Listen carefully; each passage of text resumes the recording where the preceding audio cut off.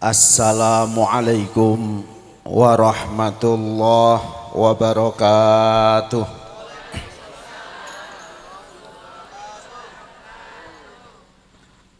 Alhamdulillahi haqqa hamdi, wassalatu wassalamu ala khairi khalqih Sayyidina wa maulana Muhammadin wa ala alihi wa ashabih, amma ba'da.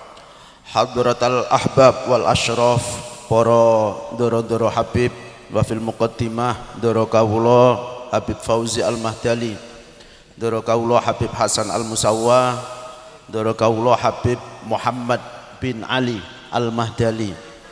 Sedaya para doro-doro Habib, para romo-romo yai, utaminipun wonten ngarsanipun Yai Hadi, Yai Hashim, sedaya romo-romo yai sanesipun ingkang kawula hormati, para sepuh bini sepuh, sedaya kasepuhan, Bapak Kepala Desa Sinom Widodo, Pak Rakimin, Bapak Ketua RW Pak Gianto, saha sedaya sesepuh haji sepuh sedaya kemawon, kanca-kanca sinau kula, kanca-kanca ngaji kula, kanca-kanca belajar kawula ingkang mugi-mugi dadi kanca kula ngantos swarga mangke. Niki semangat tenan nggih, tasih nggih. Semangate perkara mak jendit dawu napa perkara napa kira-kira nggih? Angger ana mak jendit lek dawu niku kok terus semangate mboten kaya-kaya. Kepareng matur niki dalu acara walimatul khitan, jane kula niku nek kan matur lek saged kalih ndoro-ndoro Habib niku nggih rada ajrih. Wong mosok kula lek dijejerke kalih ndoro Habib Fauzi niku ibarate kaya dokter spesialis panjenenganipun nek kula dukun keliling niku mula pantes dadi nggih ngajine nggih tentu beda. Kula nggih rada ajrih, kula muring beto kitab niku wau. Dados ngeten kepareng matur. Niki rada serius, rada pripun ngoten mboten napa-napa nggih. Kula sagede namung sekedap mangke nggih. Bilih perlu dipun sumerapi patokane wong urip nang donya niku sing sejak diturunno nganti kiamat teko nggo patokan mesti bener niku teng Al-Qur'an, namung Qur'an. Jadi Qur'an niku diturunno kanggo pedoman patokane wong nglakoni urip nang donya awit diturunno sampai kiamat teko. Lah tenggene Qur'an niku sing mboten nabi mboten rasul lek disebutno karo Gusti Allah langsung diproklamirno Gusti Allah langsung nang wong sak donya, padahal ora nabi ora rasul niku pirang-pirang. Wonten sing jenenge Dzulqarnain, wonten sing jenenge Luqman Al-Hakim, wonten sing jenenge Maryam, wonten Maryam, wonten Luqman Al-Hakim, wonten Dzulqarnain, wonten Imran. Dadi dudu nabi dudu rasul ning sejarah karo prilakune niku disebutno Gusti Allah langsung kena kanggo patokane wong urip nang donya ngantek kiamat teko. Niku prilakune wong sing dudu nabi dudu rasul ning disebutno diabadikan langsung kalian Allah taala niku wonten Sayyidah Maryam, wonten Dzulqarnain, wonten Imran, wonten Luqman Al-Hakim. Lah masalah didik putra wong niki kaitane kalian khitanan niki mesti sing dituturi kan mboten putrane, sing dituturi kula panjenengan sedaya sing sepuh sing kagungan putra. Sing berkaitan karo didik putra, berkaitan karo gulawentah anak niku sing disebutno tenggene Quran niku Sayyidina Luqman Al-Hakim. Makanya kula nggawa kitab Luqman Al-Hakim wa hikamuhu. Kula betone kitab niki. nek kula waca kabeh nggih dawa. Kula namung mundut beberapa kaulipun, sebab kaulipun Sayyidina Luqman Al-Hakim le nuturi tenggene putrane niku nek tenggene kitab niki niku wonten selikur persoalan. Ning nek tenggene kitab kula sing kurasan, kitab kula niku ra dikandel, niku wonten 36 persoalan sing didhawuhke Sayyidina Luqman Al-Hakim tenggene putrane. Lah niki tentu kula pundhut namung setunggal kalih ngoten mawon, mangke kula terangno. Dados ngeten, nek masalah minterno putra nenggone urusan agama kira-kira kabeh wong ngerti nggih? Kabeh wong ngerti nggih nek ketitipan putra niku wajib dipinterno nenggone agama. Kira-kira ngerti nggih? Nek ngerti mboten usah diterangno. Kabeh wong tetep ngerti nggih nek sing jenenge putra wayah niku yo gantilaning ati ning yo iso dadi balak musibah dina mburi. Ngerti kira-kira nggih? Putra wayah niku gantilaning ati ning ya iso dadi balak musibah dina mburi. Ngerti kira-kira nggih? Ngerti. Nek ngerti sakniki persoalan-persoalan sing boten terkait kalih niku mawon. Nek menawa ana manfaate, nek sing saged maca mangke wong kitab niki wingi dikaji tenggen kula nggih. Halaman terakhir mawon, halaman 20. Sayyidina Luqman Al-Hakim niku nate dawuh teng putrane ngeten, "Ya bunayya, he anak angger ingsun, nakol tu wis tau ngangkati sapa ingsun asokhra ing watu. Cung anakku, aku ku wis tau rekoso uripku, tau njunjungi watu. Wa hamaltu lan tau gotong sapa ingsun al hadida ing wesi. Aku wis tau rekoso awakku, biasa njunjungi watu, biasa nggereti wesi. Falam aro mongko durung tau ngerti sapa ingsun askola ingkang luwih abot minat daini tinimbang saking kerumpukan utang." Cocok kita nggih? Sayyidina Luqman Al-Hakim niku dawuh, "Cung anakku, aku wis tau rekoso uripku. Biasa aku nggotongi watu, biasa aku nggereti wesi. Senajan aku wis tau nggereti wesi mikuli watu, durung tau ana sing tak anggap abot sakjroning uripku kejaba kerumpukan utang." Kita cocok nggih? Cocok nggih? Artine Sayyidina Luqman Al-Hakim niku nuturi anake aja nganti duwe utang. Paham jenengan? Maksud kula jenengan sing kagungan putra niku lho, aja trimo mbok pinterno nggone urusan agama. Ora kok trimo sekedar mbok genahno urusan agama. Ora kok trimo mbok genahno kon bekti nggone wong tuwa. Ning ya dadekno ben uripe cukup nang donya, ya bejo nggone akhirat kono. Buktine napa? Sayyidina Luqman Al-Hakim sing ngendikane niku lho kanggo patokan makhluk sak donya nganti kiamat teka niku le nuturi putra pripun wau, "Aku wis tau rekoso awakku, wis tau nggereti wesi nggotongi watu, ning durung tau ana perkara sing tak anggap abot kejaba kerumpukan utang." Ketoke cocok kabeh nek ngeten iki nggih. Padha persis nggih lakone nggih. Lakone jenengan apa lakone tangga? Jenengan eling-eling wong sing kerumpukan utang niku nek rina nesta. Nggih ta mboten? Nek rina niku lho rasane nesta. Nek bengi ngrantes nelongso. Kira-kira bener ta mboten? Mesti ngertine wong lakon bedina. Nggih ta? Wong nek kerumpukan utang niku nek rina nesta. Nek bengi ngrantes nelongso. Kira-kira nggih ta mboten? Nggih ta, wong ape metu nang omah-omahe dhewe ketara lawange bukaan ketoke kaya kuncinan kok. Perkara apa? Jente utang karo omah ngarepan. Ape ning warung, alah wong duit ya ana nang warung kono kok kuat gak wani padahal bakule ora galak, rondo pisan. Perkara napa?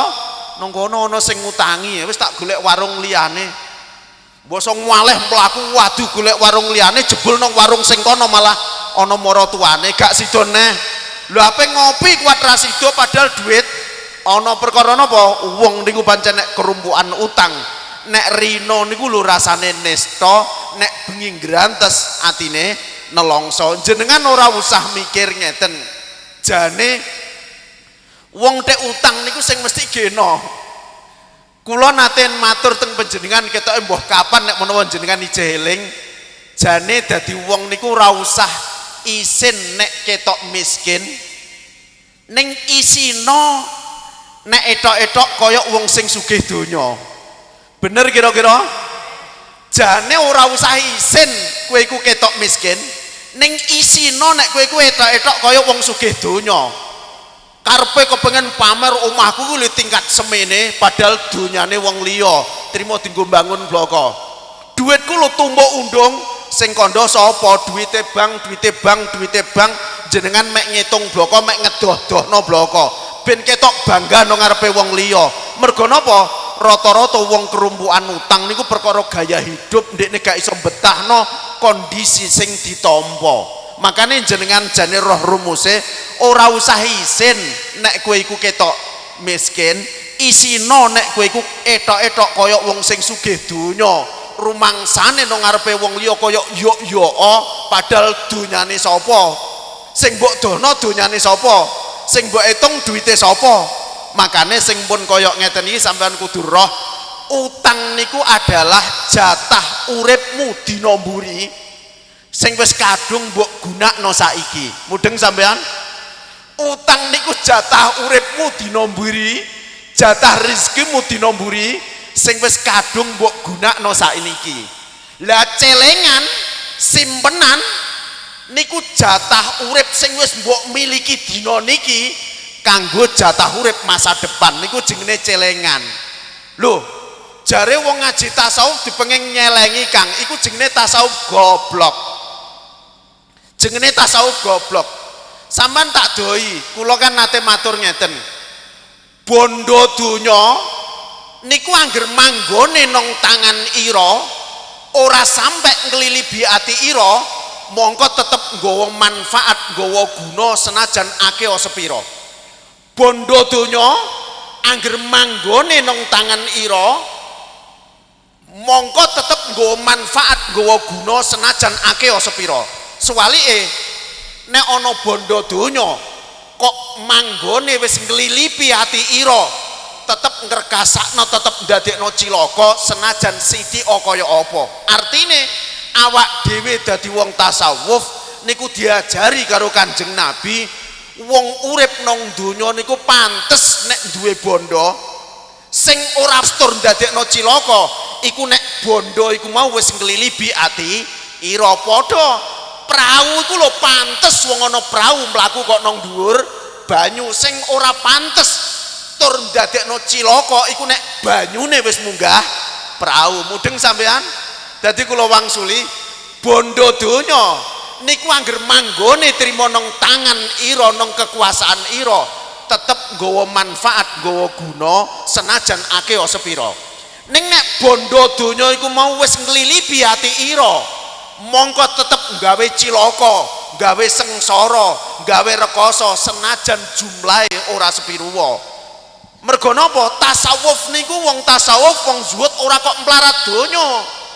Wong tasawuf, wong zuhud niku iso wae ndekne duwe samu barang sarwa ana, sugih bondo sugih donya, samu barang sarwa ana, apa wae ndekne duwe, ning apa sing dinduweni gak nglilibi atine.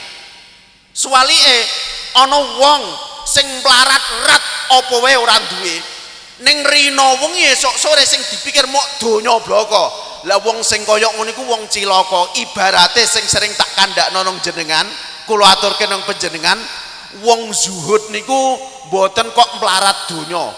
Iso wae ndekne apa wae duwe, ning sing dinduweni pancen gak nglilibi atine, kaya dene tukang parkir kae. Tukang parkir kae lho, mobil merek apa wae duwe, motor merek apa wae duwe, ning apa sing dinduweni gak nglilibi atine. Buktine nalika didudut siji-siji karo sing duwe, ndekne gak awel atine. Niku lho zuhud ing dalem sejatine. Makane kula matur, jane ngeten, jane cara wong ngaji ngeten iki. Sing diarani utang iku jatah urip dina mburi sing wis kadung mbok gunakno saiki. Lah sing jenenge celengan, sing jenenge simpenan iku jatah urip dina jatah urip sing wis mbok miliki saiki kanggo kehidupan masa depan. Niku jenenge celengan. Makane cara agama wong nyelengi ora apa-apa, wong sugih donya ora apa-apa, wong kerumpukan donya ora apa-apa, sing penting bondo donyane babar blas gak nglilipi atine. Padha karo wau kula matur, wis pantes tur lumrah ana wong urip nang donya kok duwe bondo. Sing dadekno cilaka iku ora masalah duwe karo orane ning bondo, ning nek pancen bondone wis nglilipi ati ira lan iku ndadekno cilaka. Wis pantes ana prau mlaku kok nang dhuwur banyu. Sing ora pantes tur ndadekno cilaka iku nek banyune wis munggah prau. Cetha sing kaya ngeten iki nggih. Dadi jenengan ro jane cara wong mikir niku ngeten. Loro-lorone wong urip niku wong sing kerumpukan utang. Kira-kira nggih ta mboten? Cara bahasa kula sing tak utak kandhakno nang jenengan, ijeh enak turu senajan ngeleh wetenge daripada melek ning tumbuk undung utange. Nggih ta mboten kira-kira? Ijeh enak turu senajan ngeleh wetenge tinimbang melek mripate ning tumbuk undung utange. Bileng ndas sing kaya ngoten niku lek jenengan umbeni bodrek sak pabrike diuntal lah gak kuat mari. Nek sing ngelu bileng model kaya ngoten niku. Makane leres Sayyidina Luqman Al-Hakim, "Cung, aku iku lho tau rekoso uripku. Tau nggereti wesi mikuli watu, ning durung tau ana sing tak rasakno rekoso kejaba nek aku kerumpukan utang." Iku artine cara Sayyidina Luqman Al-Hakim, dadi wong sing cukup butoe aja nganti kok kerumpukan utang uripe. Lah ngeten iki kira-kira iso praktekno? Sesuk BRI ditutup, selawase ra utang iso?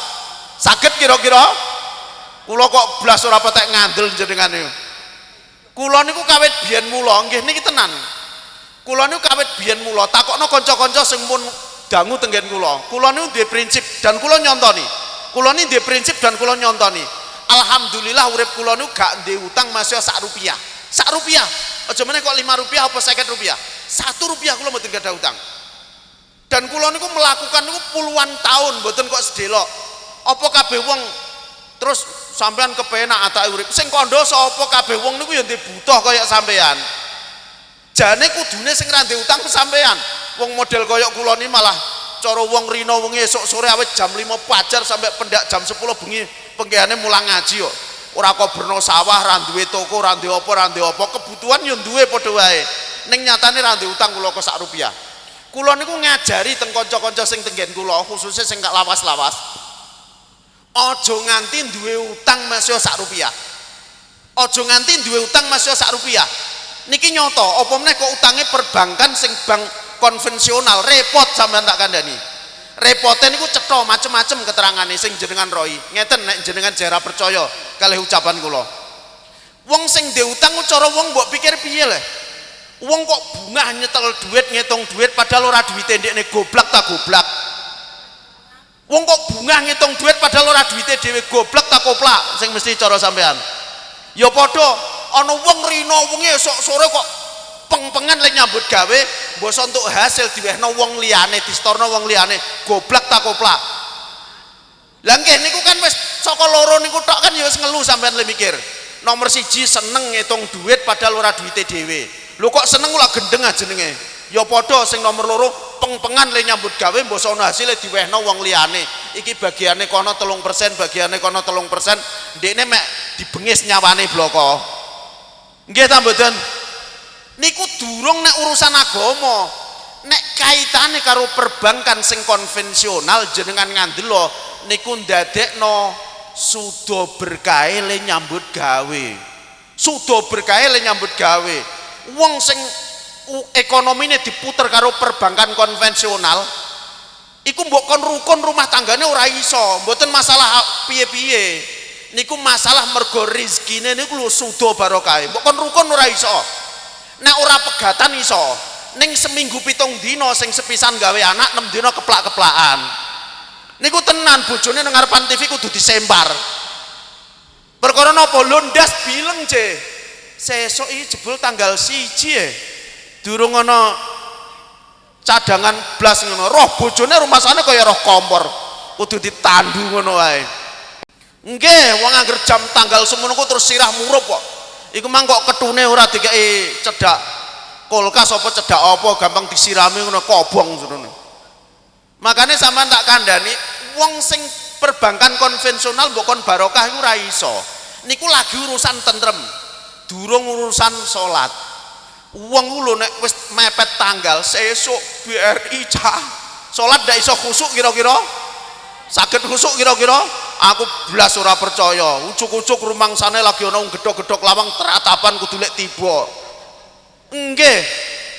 Dadi sing kaya ngoten niku lho sing kudu dilakoni. Dadi jenengan eling sing diwasiatno Sayyidina Luqman Al-Hakim tenggene putrane niku mboten kok trima anake kon pinter nang nggone agama, mboten trima anake kon bekti nang nggone wong tuwa, ning ya prinsip kehidupan dalam menjalani kehidupan donya. Jare Sayyidina Luqman Al-Hakim, "Cung, aku wis tau rekoso awakku. Wis tau abot uripku, biasa aku nggereti wesi mikuli watu. Ning gak ana sing abot kejaba kerumbukan utang." Cara Jawane aja nganti duwe utang. Dadi sampean ku duwe kewajiban nek duwe anak, piye bisane anake ora duwe utang. Mbok kon kepiye wong sampean utang itu mbok undung kok anake ora duwe utang. Sampean mati ninggali warisan ta ninggali utang ngono jenenge. Lah ngono kok kaya Sayyidina Luqman Al-Hakim terus pedomane apa?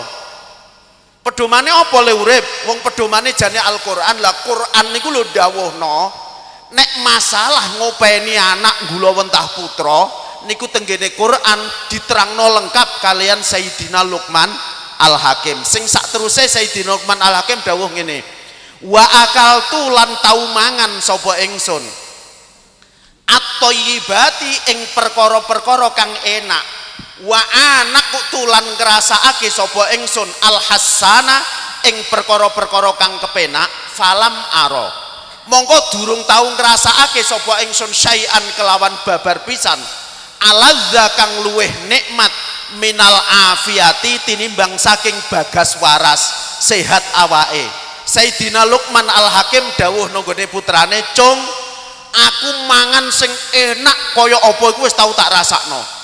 Urip sing kepenak kaya apa ya wis tau tak rasakno, ning durung ana perkara sing enak sing kepenak ngluwi warase awak." Kira-kira cocok jenengan?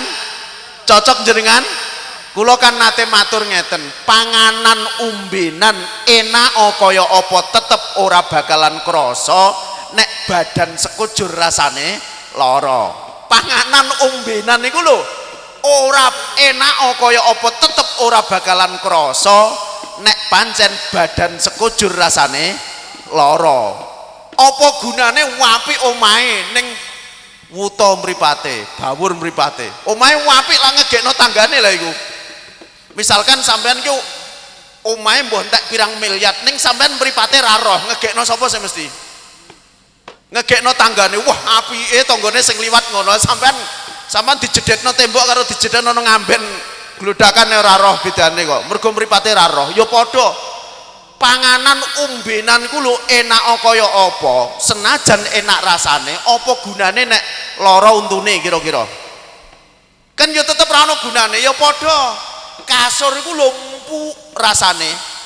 Ning apa gunane piye rasane kira-kira nek lara awake? Kan ya tetep rapate ana rasane. Makanya terus mikir, bener Sayyidina Luqman Al-Hakim masihati putrane iku ora trima dipinterno nang gone urusan agama, ora trima dikon bekti nang gone wong tuwa, ning ya kon jaga kesehatane. Cung, panganan enak kaya apa aku wis tau ngrasakno.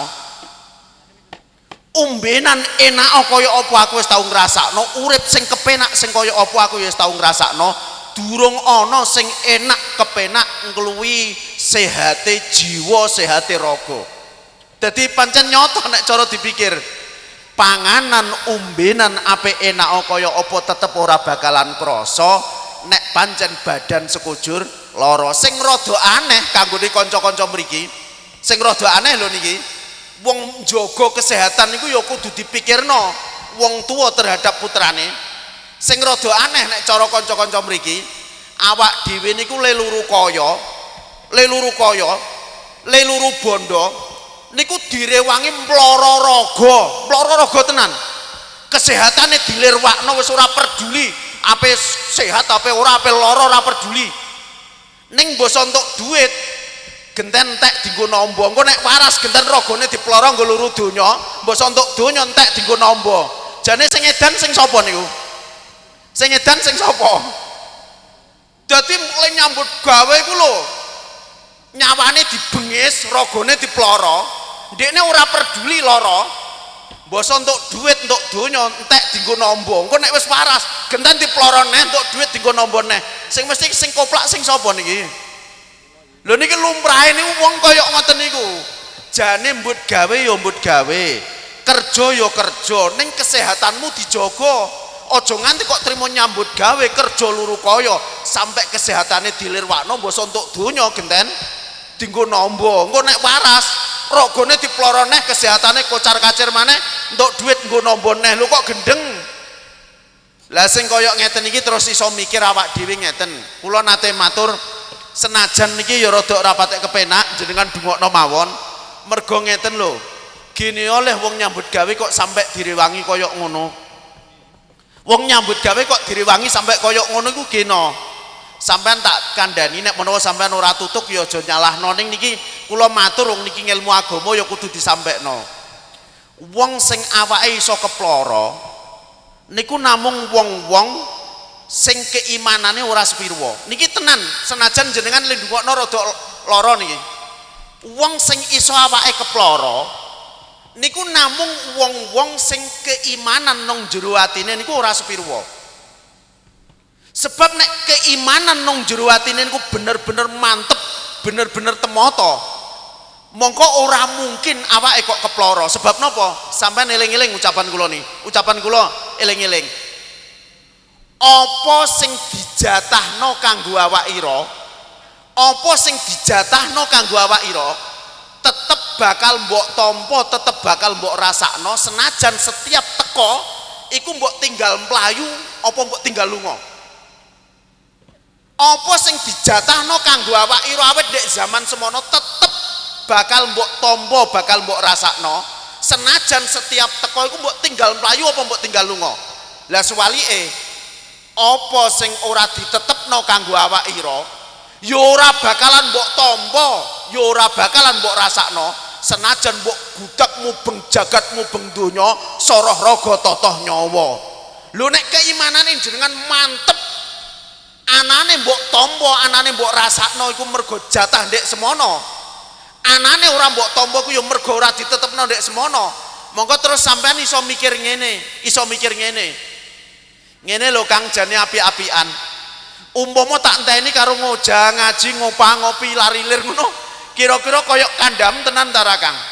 Iya, tak jamin ngoten. Nek cara jawabane pertanyaane teng kula, tak jamin 100% koyok ngono iku. Ngene lho Kang, tak rasak-rasakno kira-kira dek aku nek anut kowe dek iso turu ngisor gedang tenan. Omahku kenteng dek iso balik welit tenan iki nek anut kowe. Lho nek sampean kira-kira ngono ya kerja, sampean nyambut gawe yo, sampean kerja. Ning sampean ngandelo jatah sing bakal mbok tampa, jatah sing bakal mbok rasakno niku mboten perkara lem kerja, ning perkara wis ditetepno ndek semono. Buktine napa? Nek umpama jatah sing mbok tampa, sing mbok rasakno iku mergo lem kerja, mongko sing kabeh ndungu swara kula mesti wis sugih donya. Mergo napa? Kabeh sing ndungu swara kula ya kabeh ya kepengin sugih donya, kabeh ya wis nyambut gawe, kabeh ya wis kerja. Ning nyatane ora kabeh sugih donya kok. Sing sugih donya ku mergo dijatah ndek semono. Mboten mergo lem kerja. Ngene-ngene Kang, sing tak rasakno aku nek ora obah iki gak mama. Sing tak rasakno aku nek gak obah iki gak mama. Sing tak rasakno aku nek gak gelem kangelan gak mangan. Lek ngono ya kowe obah. Kowe kangelano. Ning ora lem mangan iku mergo lem kangelan. Lem kangelan iku namung golek ketenangan. Sebab ngoten niku ya ana.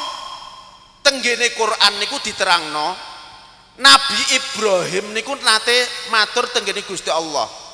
Rabbi arini kaifa tuhyil mauta. Gusti mbok tulung kula niki jenengan genahno jenengan rohno piye jenengan le nguripno barang sing mati. Barang sing mati niku lho jenengan le nguripno piye? Ibrahim njaluk ngoten teng Gusti Allah. Gusti Allah niku duka ketika Ibrahim ngoten niku. Dijawab karo Gusti Allah, awalam tukmin? Apa kowe gak percaya? Mosok kowe ora percaya, kowe nabi kok ora percaya? Dijawab malih kali Ibrahim, walakin liyatma'inna qalbi. Gusti kula pun percaya, saestu kula pun percaya nek jenengan Maha Kuwasa. Ning niku namung ben nek jenengan rohno langsung ben iso tenang ati kula. Ya padha karo sampean memang. Sampean wis yakin sak yakin-yakine nek jatah rizki sing bakal jenengan rasake iku wis ditetepno ndek zaman semonone, ora tambah ora sudo jumlahe sesuai sing ditetepno ndek semonone, ning jenengan gak tahu tenang atine nek durung nyambut gawe. Ya kono nyambut gawe, ning lem nyambut gawe ora iso ngrubah jatah sing ditetepno ndek semonone. Sampean mung berusaha nenangno atine, tenangi atiku ku nek obah-obah, nek kangelan ndadekno tenang, ning ora ngrubah jatah sing ditetepno nang ngersane pangeran. Makane wau kula matur, wong iso rekoso iku namung wong-wong sing keimanan nang jero atine ora sepiruwa. Nek keimanane mantep nang gone sing kuwasa bahwa sing ditampa sing dirasakno niku wis dijatah ginaris ndek semono, mongko ora mungkin dekne kok ngrekasakno awake trimo ape nguluru urusan donyane. Cah aku nek kerja ngono kae, aku jamaah ra iso mangkat, ngaji awakku kesel kedarung ra iso mangkat, wis aku tak kerja sak kerja-kerjane wae, sing penting wayah jamaah aku iso mangkat, wayah ngaji aku iso mangkat. Rizkine mboten tambah mboten sudo saka jatah sing ditetepno ndek semono. Makane waktu anyar-anyaran kula rumah tangga kula ya mikir padha persis kaya jenengan niku wau. Kula mikir ngeten, saiki aku wis di bojo, wis nanggung anake wong, ning kawit enom mula kula penggane mulang ngaji, mosok terus kula mboso duwe bojo terus nyambut gawe kerja wong ngaji tak tinggalno. Kula sempat mikir ngoten, tak pikir mboso wis tak wolak-walik. Kula matur karo Gusti Allah, Gusti jatah kula tetep jenengan tetep ndek semono. Nek kula niki mangkat kerja nyambut gawe kaya wong-wong iki sing ngaji rene terus piye? Padahal jam ngaji, benggangan ngaji niku tak nggo kerja mboten mungkin kula. Wong kula niku benggangan ngaji paling sak jam karo tengah jam antara ngaji satu dengan ngaji yang lain. Akhirnya terus kula niku wis mbuh mangsa boronga Gusti kula jam ngaji kula tetep ngaji. Nek benggangan ngaji niki iso kula nggo kerja mangke kula nggo kerja, lamun ora iso pun tak tenane nganggo ngaji rezeki kula. Nyatane kula yo ora kurang kaya jenengan. Bahkan ngene wae kula cerita, kula niku gak ndek utang maso sak rupiah lho. Mboten 10 rupiah apa 50 rupiah, sak rupiah. Kula mboten nate ndek utang. Nganti saat ini, nganti kula matur niki. Mbah nek sesuk ning nganti saat ini. Nganti kula matur niki. Maksudnya ucapan kula tak tanggung jawab mergo napa? Kula pun yakin jatah kula wis ditetepno ndek semono. Sayyidina Luqman Al-Hakim dawuh malih tenggene putrane, wadzuqtu lan ngrasakake sapa ingsun jami al-murarati ing sekabehane kepahitan, falam aro mongko durung tau ngrasakake sapa ingsun syai'an kelawan babar pisan amurru ing perkara kang luwih pahit minal ihtiyaji tinimbang saking butuh ilan nasi maring wong liya. Sayyidina Luqman Al-Hakim niku dawuh tenggene putrane, cung perkara pahit-pahite perkara sak donya kuwi wis tau tak rasakno. Pahit-pahite perkara nang donya kuwi wis tau tak rasakno. Ning durung ana perkara sing luwih pahit tinimbang ketergantungan karo wong liya. Tinimbang ketergantungan karo wong liya. Jenengan eling-eling ucapan kula. Cara bahasa sosial itu begini, lomo kue karo sapa wae, lomo kue karo sapa wae, percaya kue mesti bakal dadi ndarane. Lomo kue karo sapa wae, ngandelo sampean mesti bakal dadi ndarane. Ngarep-ngarepo kue karo pawewe sapa wae, ngandelo kue bakal dadi budake. nek kowe kepengen sebanding sederajat karo sapa wae cukupno karo apa sing mbok duweni dhewe. Dadi Sayyidina Luqman Al-Hakim niku ngajari teng putrane, "Cung, aku wis tau ngrasakno perkara sing paling pahit sak donya. Durung ana sing luwih pahit tinimbang mengalami ketergantungan karo wong liya. Nek ora dipocoki kerja karo wong kae ra kuat mangan. Akhire karo wong kae koyok budake. Halah ndekne ora seneng jamaah, ora wani jamaah kedarung. Ndekne ora seneng nek ana wong ngaji kedarung ra wani ngaji. Perkara napa ketergantungan karo wong liya. Dadi jenengan eling-eling cara bahasa kula wau pripun? Lomo kowe karo sapa wae, ngandelo kowe bakal dadi ndarane. Ngarep-ngarepo kowe karo pawewe sapa wae, percaya kowe mesti bakal dadi budake. Nek kowe kepengen sebanding sederajat karo sapa wae, cukupno karo apa sing mbok duweni dhewe. Niki pemahamane mboten trimo sebatas ini. Niki pemahamane ngeten. Wong niku sing iso ngrasakno merdika sing bener-bener merdika niku nek ndekne wis ora ana ketergantungan karo apa karo sapa kejaba mung nanggone sing kuwasa.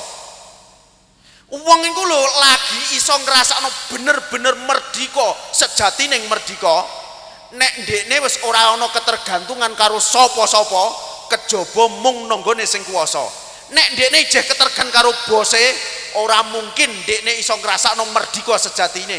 Ndekne ketergantungan karo atasane ora mungkin ndekne iso merdika sejatine. Ndekne ketergantungan karo sapa wae wong sing kaya ngoten niku tidak mungkin iso ngrasakno merdika ing dalem sejatine. Mboten trima niku bloko pemahamane. Jenengan ro wong sing iso tenang atine, sing iso tentrem uripe iku namung wong-wong sing ngendelno pangerane. Nek ana wong kumandele atine kok nanggone bandane, nanggone pangkate, nanggone atasane sing mengajarkan zuhud. Zuhud niku mboten mlarat donya. Ning zuhud niku donyane sepira lah brahe niku gak nglilibi nanggone atine. Cara bahasa kula bondo donya angger manggone ijeh trima nanggone tangan ira tetep nggawa manfaat, nggawa guna senajan akeh sepira. Ning nek bondo donya iku mau wis nglilibi ati ira, mongko tetep gawe rekoso donya cilaka nanggone akhirat kono senajan sithik ora sepirwa. Paham sing kaya ngeten iki? Tur nggih jenengan kudu roh ngeten, kudu roh ngeten. Kanjeng Nabi niku lho pimpinane menungso mulai donya sampai kiamat mriko. Lah Kanjeng Nabi niku ahli dalam semua persoalan, termasuk dalam tata kelola negara. Jenengan tak elingno sediluk ngeten. Ketika Kanjeng Nabi niku pindah nanggone Madinah, cara jenengan kenali dengan nama hijrah. Niku sahabat-sahabat sing dadi pengungsi pirang-pirang. Sahabat-sahabat sing dadi pengungsi niku lho pirang-pirang. Perkara nggondheli agama, demi nggondheli agama, keluargane ditinggalno, bondo donyane ditinggalno, kerabate ditinggalno, dekne mangkat trimo wong-wong bloko. Lho ngoten niku nek ancen jenengan wong Islam tenan, jenengan umate Kanjeng Nabi tenan, jenengan kudu iso nyontoni zaman ana pengungsi Rohingya, perkara teng mriku dibantai kalih komunis. Wong mempertahankan Islame dong ngintir nang segara tekan Indonesia diguai karo pemerintah Indonesia. Padahal ngono ku ana teknise pernah terjadi ketika Kanjeng Nabi hijrah niku sahabat-sahabat do melu ngungsi, keluargane ditinggalno, donyane ditinggalno, kerabate ditinggalno, mek klambi sak suwean bloko nututi Kanjeng Nabi. Ning karena Kanjeng Nabi ku betul-betul pemimpin agung, dekne ahli tata kelola negara, Kanjeng Nabi nggawe persaudaraan antara muhajirin kalih ansor. Lah sampean tak doi kaum muhajirin saka Mekah niku sing paling sugih pirang-pirang negara zaman niku jenenge Sayyidina Abdurrahman bin Auf. Sinten jenenge? Sayyidina Abdurrahman bin Auf. Lah saka kaum ansor sing manggon nang Madinah niku sing paling sugih niku jenenge Sayyidina Sa'ad ibnu Rabi. Dadi wong sing paling sugih saka nabi rasul niku jenenge Nabiullah Ibrahim.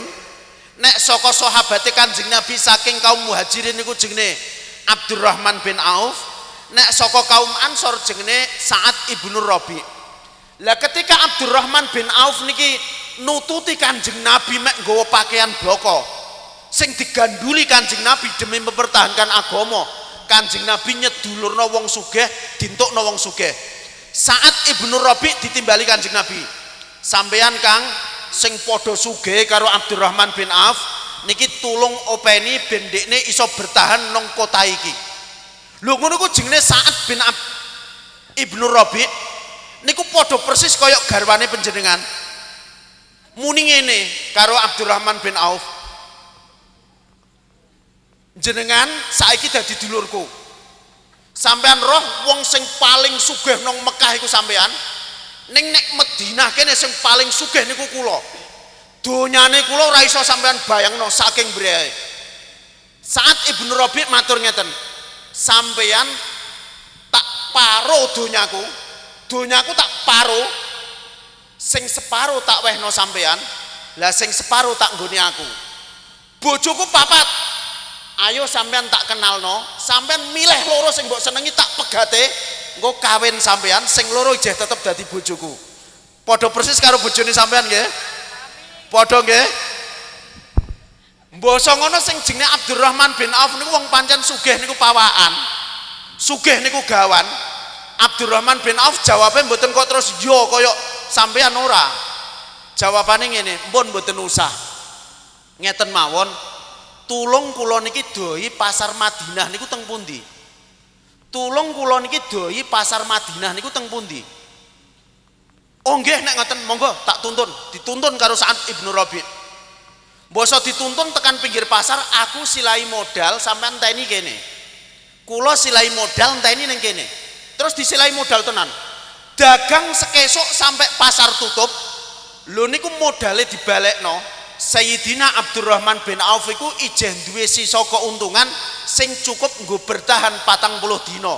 Mbut gawe sekesuk cukup nggo 40 dina. Niku pawaan sugih kaya sampean. Amin. Pawaan sugih kaya sampean nggih.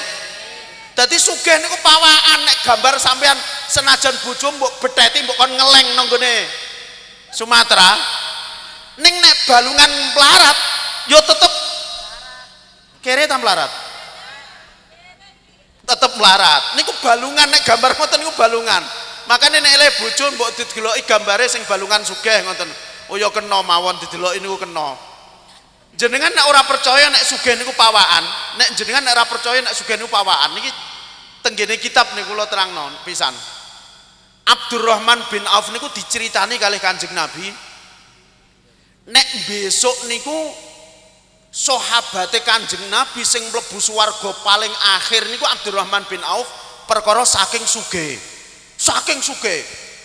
Bahkan jarake jare Kanjeng Nabi teng hadis diterangno paling sithik niku 500 tahun akhirat.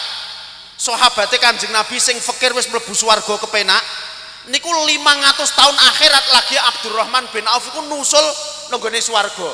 Lah sedina akhirat wa inna yauman inda rabbika ka alfi sanatin mimma ta'udun. Sedina akhirat niku padha karo 1000 tahun donya. Lah iku 500 tahun akhirat Abdurrahman bin Auf lagi nusul nang gone swarga. Abdurrahman bin Auf saking sugih lho, saking sugih.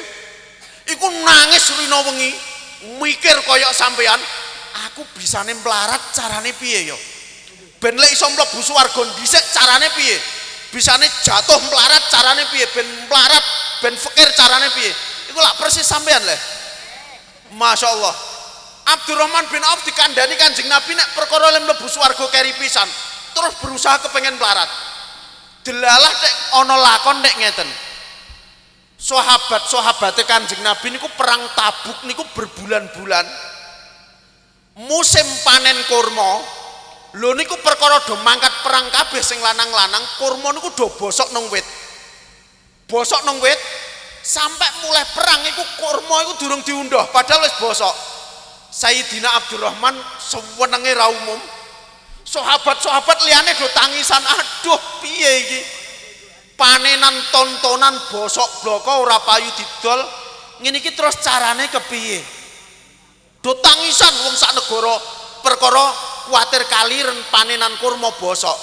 Abdurrahman bin Auf bungah lah. Iki kesempatan nek iki.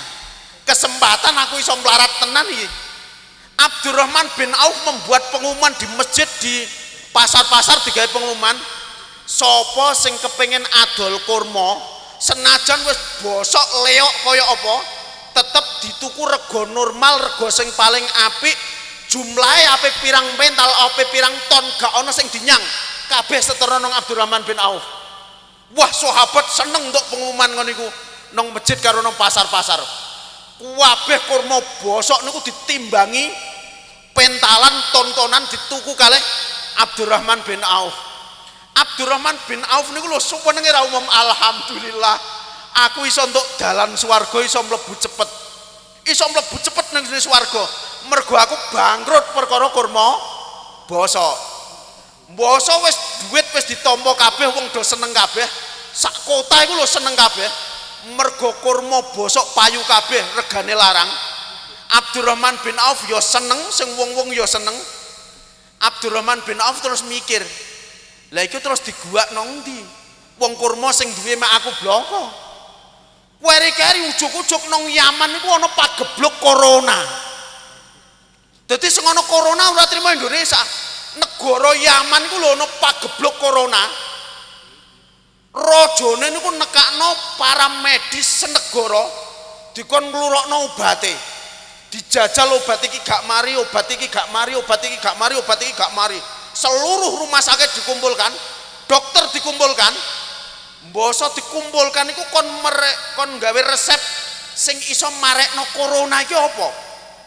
Keri-keri seluruh obat iku gak ana sing mandi, sing iso marekno mung nek dipakani kurma bosok. Masya Allah, Raja Abroha iku lho sak bange digawa nang ngene Abdurrahman bin Auf. Kurma bosok apa pirang miliar ton lah dituku karo negara Yaman perkara untuk obat corona. Abdurrahman bin Auf geblak, wah rasido melarat. Persis kaya bojone sampean. Bosok rasido melarat geblak. Aduh rasido melarat.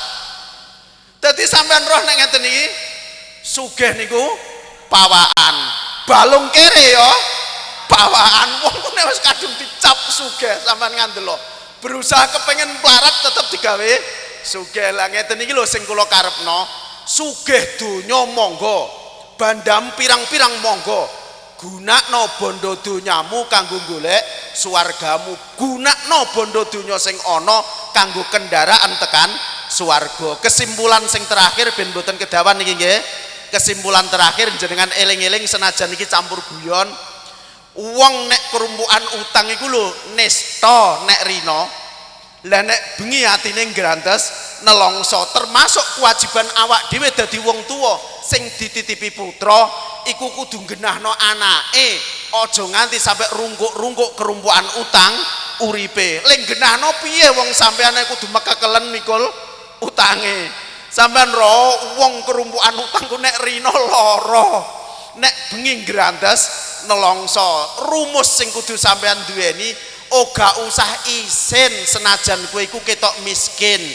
Isino nek kowe iku etok-etok kaya wong sing sugih donya nang ngarepe wong liya kaya yok-yoko ning sing mbok pamerno duwite wong liya. Dadi ora usah isin nek kowe iku ketok miskin, ning isino nek kowe iku etok-etok kaya wong sing sugih donya, seneng pamer rene pamer rono padahal sing mbok pamerno donyane wong liya. Jenengan ro sing diarani utang iku jatah urip dina mburi sing wis kadung mbok gunakno saiki.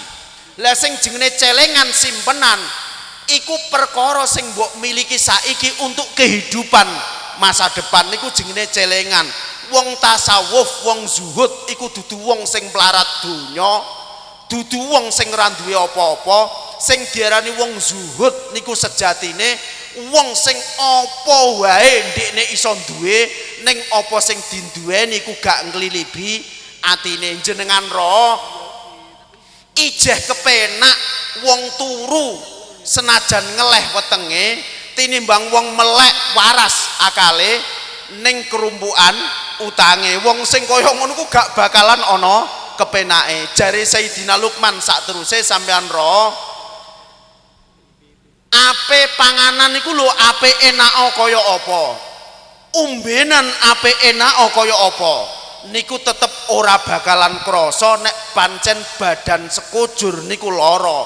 Ora ana nikmat sing paling gedhe, ora ana nikmat sing paling ngepenakake kejaba pinaringan bagas waras awake. Kesimpulan sing nomor 3 ne jenengan eling-eling berusaha lomo karo sapa wae. Nek kowe iso lomo karo sapa wae ngandelo sepiro lah dhuwure pangkate kowe tetep bakal dadi ndarane. Ngarep-ngarepo kowe nanggone pawewe sapa wae ning percaya kowe tetep bakal dadi budake. Nek kowe kepengin sebanding sederajat karo sapa wae cukupno karo apa sing mbok duweni dhewe. Jenengan ro wong sing ngedukno pangkate, wong sing ngedukno bandane, wong sing ngedukno kerabat lan dulure, wong sing kaya ngono iku ora mungkin iso tenang atine, ora mungkin iso tentrem uripe. Wong sing iso tenang atine tentrem uripe namung wong-wong sing uripe mung kumandel nanggone pangerane, sing didukno sakjroning uripe mung nanggone pangerane. Sampeyan percaya kalih kula wong niku lho ora bakalan iso ngrasakno sejatining merdika nek ndekne ijeh mengalami ketergantungan karo apa karo sapa. Wong sing bener-bener ngrasakno sejatining merdika iku namung wong-wong sing ora ana ketergantungan maring sapa-sapa kejaba mung nanggone sing kuwasa. Al afu minkum tsummassalamu alaikum warahmatullahi wabarakatuh.